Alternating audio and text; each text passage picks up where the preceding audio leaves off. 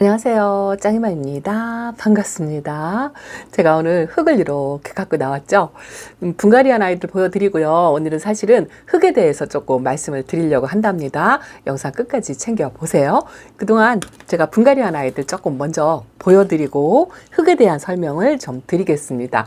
이거 보세요. 레드베리 분갈이하고 남은 아이를 이렇게 콩분에 심었답니다. 제가 농장에 그 큰 화분 사이사이에 매니아 분들이 이렇게 콩분에다가 그 나트리기들을 심어가지고 그 화분 사이사이에 이렇게 놀려놓은 게 또 예뻐 보이더라고요. 또 콩분을 안 한다고 하면서 이렇게. 근데 사실은 레드베리 분갈이 하고 나서 합식한다고 말씀을 드렸잖아요. 근데 요게 남았어요. 요게 더 저 화분에다 집어넣기도 그렇고 그래서 이렇게 심어 주었답니다. 레드베리 분갈이 한 거 보여드릴까요? 제가 키우던 아이하고 또 세종농장에서 데리고 온 아이가 합식을 했어요. 요 가운데 있는 아이가 제가 키우던 아이, 요 앞에 빨갛게 물든 것도 제가 키우던 아이. 근데 윤기가 조금 틀리죠? 농장에서 금방 업어온 아이들이 윤기가 짤짤 흐르죠? 어쩌면 이렇게 윤기가 반짝반짝 날까요? 아주 이쁘죠? 이제 소복하게 이렇게 합식을 해놓으니까 좀 마음이 뿌듯한 거 있죠? 제대로 키울지 모르겠어요. 줄기가 좀 목질화돼가지고 빨갛게 달궈진 모습, 그렇게 한번 또 한 번. 그렇게 키워보고 싶은데 잘 될지 모르겠습니다. 이게 농장 같으면 또 괜찮은데요. 베란다 같으면 또 거리대에 나가야 되기 때문에 제가 이렇게 농분에 심어주었어요. 사실은 키핀장 같은 경우에는요, 이렇게 납작이 분이라고 하죠. 납작한 분에다가 옆에다 쫙 퍼지게 해가지고 아주 소복하게 담아 놓으면 예쁘더라고요. 근데 제가 거리대에서 이 똥꼬집으로 거리대에서 한번 달달 달궈서 키워보려고 이렇게 롱분에다가 예은분이죠. 심어 주었답니다. 길 원래 있던 아이가 여기 있었어요. 그래서 그냥 그 화분에다가 합식을 해서 분갈이를 해줬답니다. 아, 서른이 기르면 안 되고요. 자, 분갈이한 아이들, 새로 들어온 아이들만 분갈이 했느냐? 아니죠.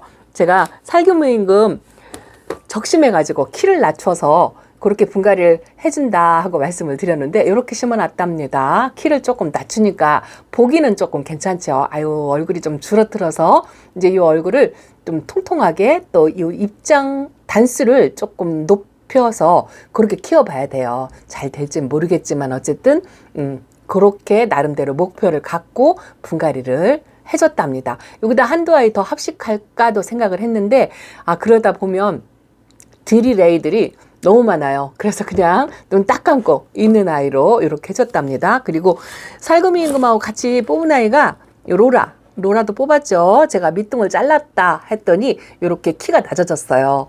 그래서 롱분에다가 심어서 거리대에 나갈까 했는데 제가 이렇게 뒤에 보면 예쁜 아이들이 많잖아요. 이 빨강이들이 전부 거리대로 나가야 돼요. 거리대로 나가려면 이 높이가 조금 약간 있어야 되거든요. 그래서 숫자가 많다 보니 이 로라는 아무래도 처질 것 같아가지고 이렇게 낮은 분에 집에 또 이런 화분이 있더라고요. 그래서 이렇게 로라도 심어 주었답니다. 그리고 역시나 신입들도 분갈이를 해줬죠. 오늘 사실은 흙이 주인공이에요. 얘네들이 주인공이 아니랍니다. 이게 파이어크래커 이름도 이제 맞나요? 어쨌든 맞을 거예요.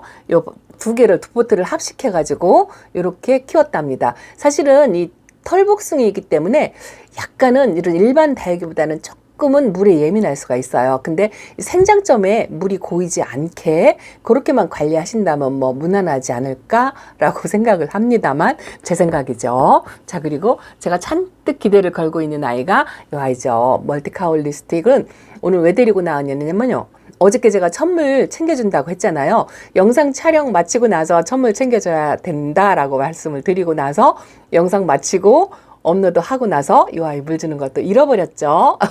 그래서 오늘 천물 챙겨주려고 또 잃어버리면 안 되니까. 그래서 멀티카울리스틱. 오늘은 이 아이가 분갈이 한 지가 10일이 좀 넘은 것 같아요. 그래서 물을 조금 천물보다는 조금 넉넉하게 뭐 이렇게 주려고 생각하고 있답니다. 아, 이뻐요, 이뻐. 가격도 모르고 데리고 왔더니만 이 아이가 몸값이 조금 있는 아이라고 하시더라고요. 몰랐어요. 이쁘죠? 그래도 두 포트 합식한 거랍니다. 다 보여드리면 제가 흙 이야기를 못하니까 모습 보여드리면서 흙 이야기를 하겠습니다. 오늘 질문이 두 가지가 있었어요. 자, 배합토, 상토. 우리가 흙 분갈이 할 때 상토도 있고 배양토라고도 하죠. 그래서 비빔밥을 배합토라고 합니다. 근데 상토는 뭐고 배양토는 뭐야? 또 어떤 걸 써야 돼? 이런 질문 궁금하시죠? 처음 초보님들은 상당히 헷갈리고 또 어떤 흙이 좋을까? 뭐 이런 것도 많이 고민을 하실 것 같아요. 그래서 일단은 달막달막하게 전체적인 거는 다 말씀을 못 드리고 오늘은 상토하고 배양토에 대해서만 말씀을 드릴 겁니다. 그리고 두 번째 질문이 있었습니다.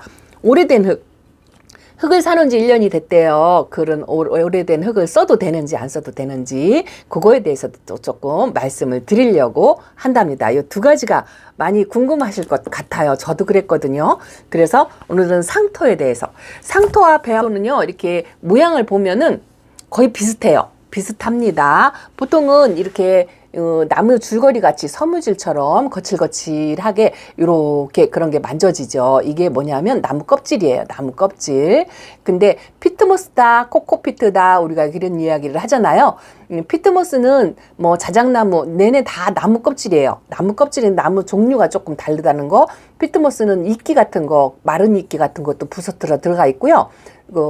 자작나무나 나무 껍질 이런 걸로 파쇄해서 곱게 갈아서 만든 게 피트모스의 주 원료다라고 생각을 하시면 되고, 코코피트는 뭐냐면 말 그대로 코코넛 껍데기 갈아서 만든 게 코코피트예요. 근데 피트모스나 코코피트나 같다라고 생각을 하시면 된답니다. 별반 차이가 없어요. 그런데 상토에 이 주 성분이 들어간다는 거죠.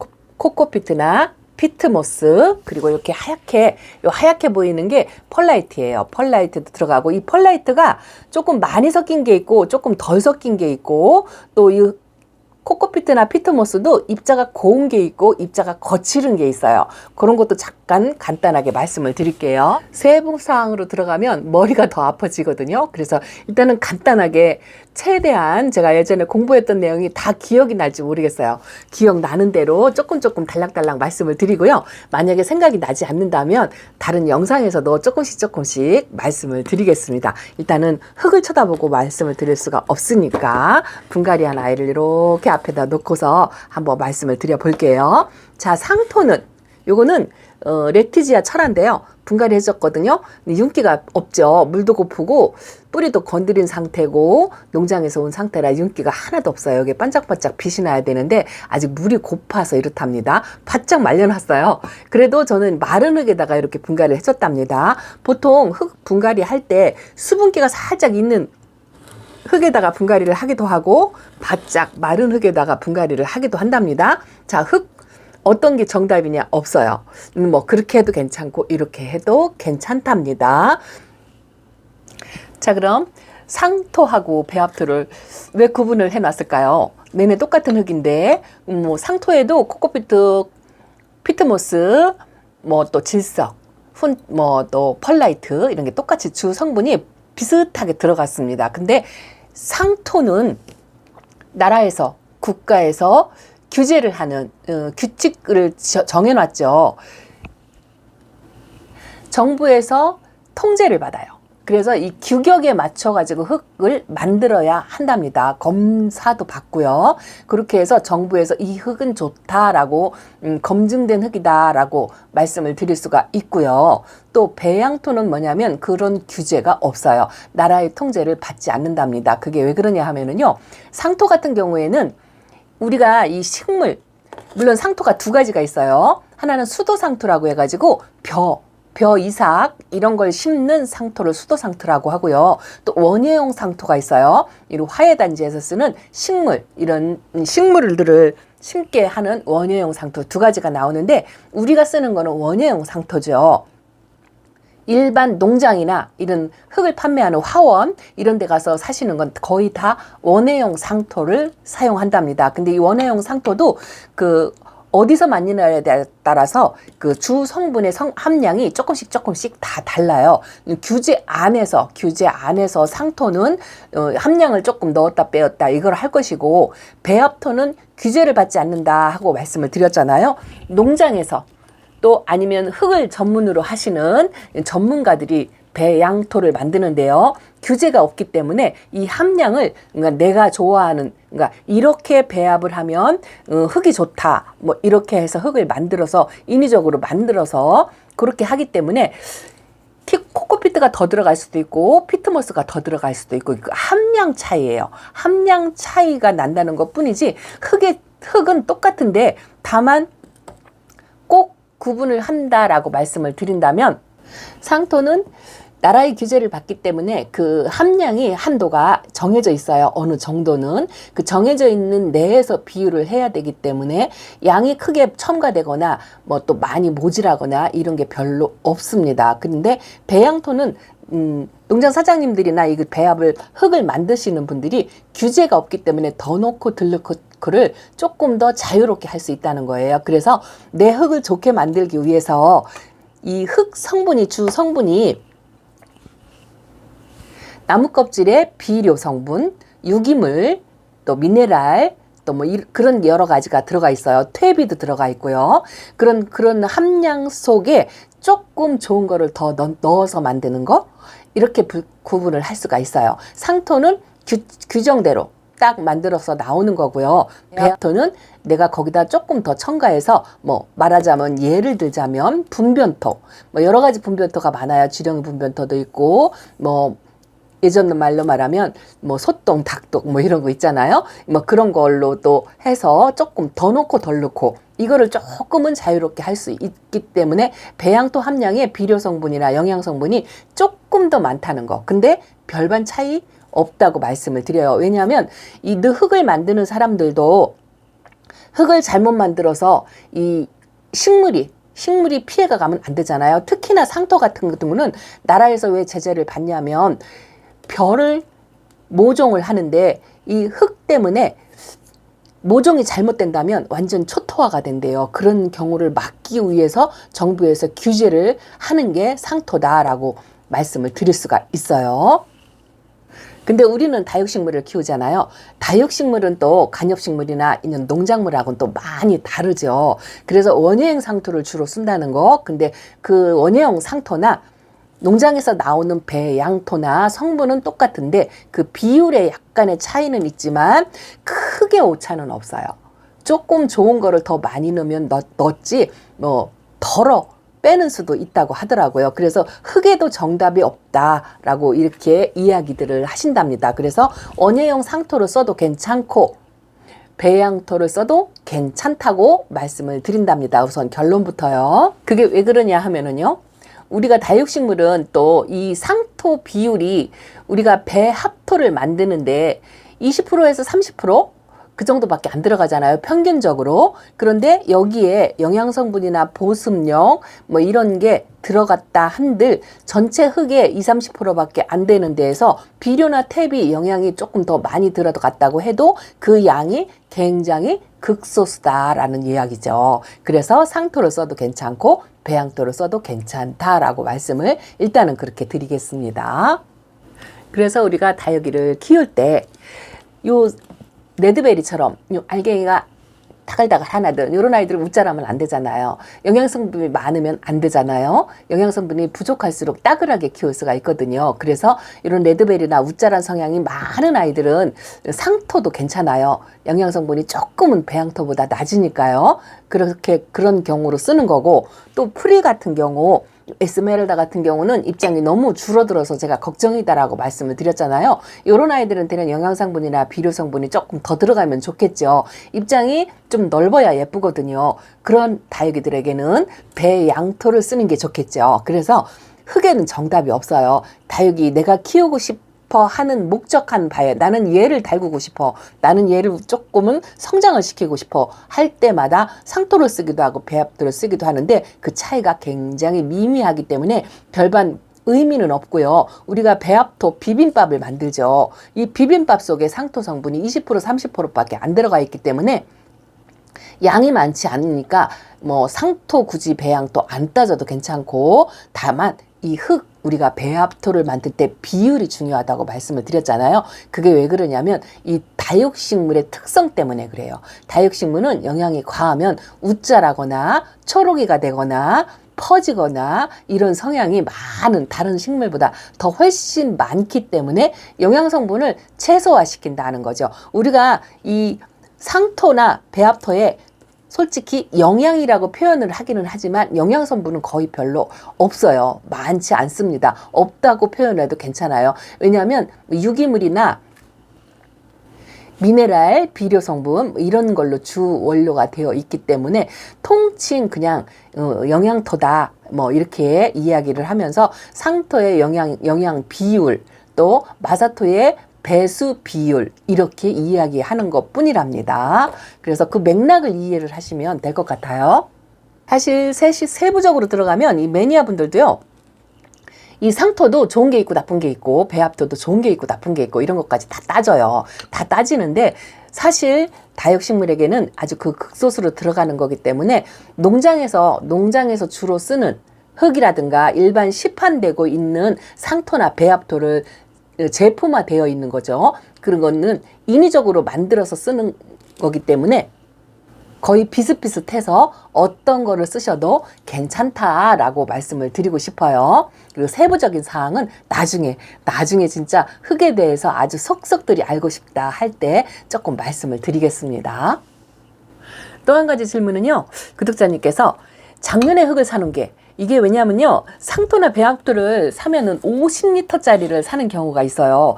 또 소포장이 별로 없거든요. 흙 비빔밥 만들 때 분갈이 배합토를 사지 않는 이상 내가 밥을 비비려고 재료를 사다 보면 상토가 거의 50리터짜리가 많아요. 소포장의 작은 포장을 구하기가 쉽지 않습니다. 그래서 이 상토가 많이 남고 오래 묵거든요. 이거 오래된 흙을 써도 괜찮을까 하고 걱정을 하시는 분들이 많이 계세요. 저 역시 마찬가지였어요. 초보 때 50리터짜리를 샀는데 좀 거칠은 흙을 샀어요. 그 거칠은 흙 때문에 뭐 식물이 좀 잘못되나 싶어가지고 제가 안 쓰고 두었답니다. 나중엔 좀 아깝다는 생각이 들더라고요. 그래서 농장에 쫓아가서 물어봤죠. 그랬더니 흙은 내내 뭐 퇴비 뭐 이런 것도 흙은 삭힌다고 하잖아요. 그래서 흙은 오래되어서 또 괜찮다고 써도 상관없다고 농장에 쫓아가서 물어봤어요. 오래된 흙을 써도 괜찮냐고 그랬더니 흙은 오래될수록 이 비료 성분이 더 많아지기 때문에 써도 괜찮다라는 대답을 듣고 왔습니다. 여러 가지 자료를 찾아보면은요, 이 비료, 퇴비 이런 것도 흙을 썩히는 거잖아요. 그렇기 때문에 괜찮다라고 오히려 미네랄이나 미량 원소 이런 게 좀 더 풍부해진다라는 이야기를 살짝 들었답니다. 그래서 조금 저도 확실하게는 말씀을 못 드리지만 뭐 흙을 5년 동안 두진 않겠죠. 그냥 보통 1, 2년 정도 흙을 사놓은 지 그 정도 됐다 하면 써도 괜찮다라는 결론을 말씀을 드린답니다. 자, 이런 이야기를 드리면 재미없어해요. 그쵸? 초보만이들 머리가 딱딱 아프고 더 헷갈리기만 하고 그렇죠? 자, 흙에도 정답이 없습니다. 이것저것 다 써보세요. 모래 성분이 들어있는 흙도 있고요. 또 부엽토라고 하죠. 부엽토, 퇴비 성분이 많이 들어가 있는 흙도 있고 그렇답니다. 그런데 그런 것도 써보고 이런 것도 써보고 다육식물한테는 조금 들어가니까 부담 없이 한 번씩 사용해 보시고 어떤 게 좋은지 그 미세한 차이를 느낄 정도면 고수예요. 고수. 그러니까 그렇게 대충 쓰셔도 1, 2년 차는 그냥 괜찮습니다. 다육이들 건강엔 별반 아무런 영향이 없어요. 비율만 잘 맞추시면 된다고 말씀드릴게요. 제가 어제 분갈이를 조금 했다고 이렇게 분갈이한 아이들 좀 보여드렸는데요. 아직 못한 아이들 많아요. 이렇게 바구니에 지금 있죠. 그런데 한 가지 제가 요거는 흙을 다 털어서 이렇게 이게 왜 그러냐면은요. 어저께 분갈이를 하려고 보니까 전부 흙이 젖어 있고요. 물을 잔뜩 빵빵 먹은 상태예요. 그래서 이 젖은 채로 흙을 털기도 아주 어려웠고요.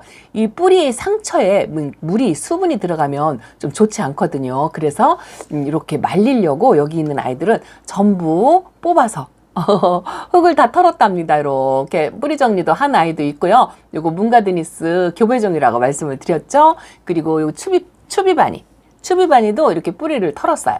여기 아가가 이렇게 하나가 있더라고요. 대충 털었어요. 왜냐하면 젖어 있어가지고 너무 무리하게 잡아 뜯으면 안 될 것 같아가지고 이렇게 젖은 흙을 전부 털어가지고 말린답니다. 그런데 다육이는요, 이렇게 금방 분갈이 하는 것보다 이렇게 며칠 말렸다가 꼭 흙이 젖어 있지 않아도 며칠 말렸다가 분갈이를 해주시는 게 훨씬 더 좋고요. 그리고 저 같은 경우는 이 배합도 비빔밥에 촉촉하게 젖어 있는 흙을 쓰시는 분들도 많이 있어요. 그런데 저 같은 경우는 이렇게 흙을 좀 말려서 이렇게 흙을 보관할 때 뚜껑을 이렇게 열어서 보관을 하잖아요. 그다음 뭐 마르거든요. 먼지가 펄펄 나요. 그래도 좀 약간은 마른 흙에 거의 심는 편이에요. 때로 금방 갖고 온 흙은 조금 수분기가 있어서 말리기가 수월치 않다 싶으면 그냥 쓰기도 한답니다. 그래서 흙도 정답이 없어요. 그러나 저거나 뭐 탈이 날 아이들은 어떻게 해도 탈이 나고, 또 성격 좋은 아이들은요, 어떻게 해도 진짜 물에 흠뻑 젖은 흙에 심어 주어도 잘 사는 다육이가 있고 그렇답니다. 어떤 게 요게 딱 집어서 정답이다라고 말씀드릴 수 없어요. 여러분들이 직접 경험을 통해서 응용하시면서 조금씩 터득해 나가시기를 바랍니다. 자, 오늘은 분갈이한 아이들 모습, 예쁜 모습을 많이 못 보여드렸죠. 제가 좀 빨강이를 데리고 나왔는데 그냥 예뻐 보여가지고 데리고 나왔어요. 그리고 오늘따라 또 이 아이가 예뻐 보이더라고요. 자, 오늘의 미스 다육입니다. 포크헨젤금, 제가 봄을 느끼게 하는 아이다라고 이렇게 말씀을 드리죠. 이 아이를 보면은요, 진짜 날 추운 걸 못 느끼겠어요. 봄 같아요, 봄. 이렇게 살짝살짝 또 붉으스름하게 또 색감이 좀 들어간답니다. 한 가지 아쉬운 거는 조금 풍성한 거, 요걸 밑에 거를 잘라갖고 위에다가 좀 채워가지고 좀 풍성하게 만들고 싶은 생각, 그런 생각이 있답니다. 예쁜 아이들 많이 못 보여드렸지만, 자, 오늘은 흙에 대해서 조금 말씀을 드렸습니다. 도움이 되셨길 바래요. 요거는 대비인데요. 분갈이로 했다고 보여드렸잖아요. 이것도 천물 주는 걸 잃어버려가지고 오늘 물을 주려고 한답니다. 자, 오늘은 이렇게 흙 이야기하고 분갈이한 아이들 모습 이렇게 보여드리면서 인사드렸습니다. 다음 시간에 또 뵐게요. 감사합니다. 안녕히 계세요.